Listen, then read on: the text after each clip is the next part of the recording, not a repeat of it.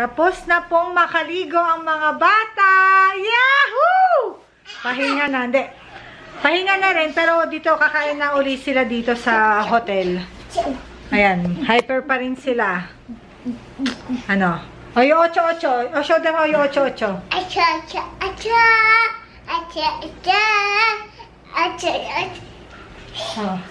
O, show them o. 8-8.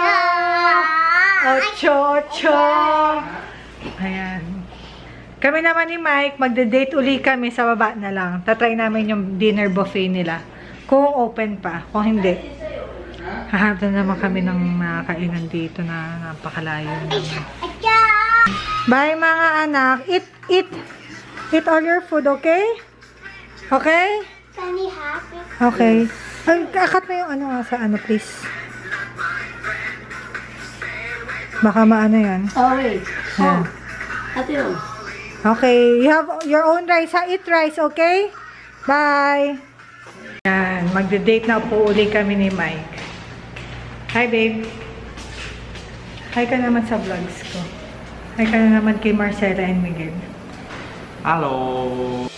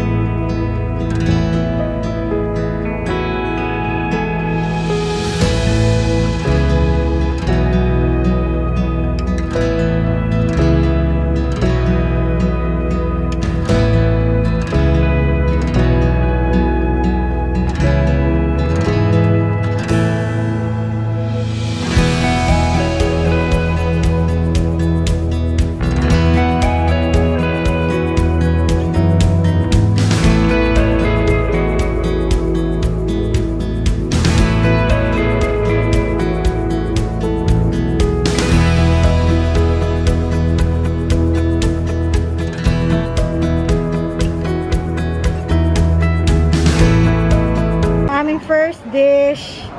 Yan, check nyo na lang. And ito kay Mike, going for the kill. Yan na siya. Ito pala, babe, sa nakingi ako.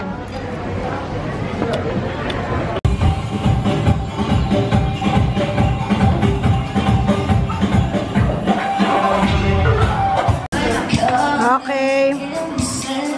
Tapos na po kami kumain. Bundat na kami. Isa't kalahating oras tayo, babe, kumain. Ano, babe? Sobrang tamis? Di masarap?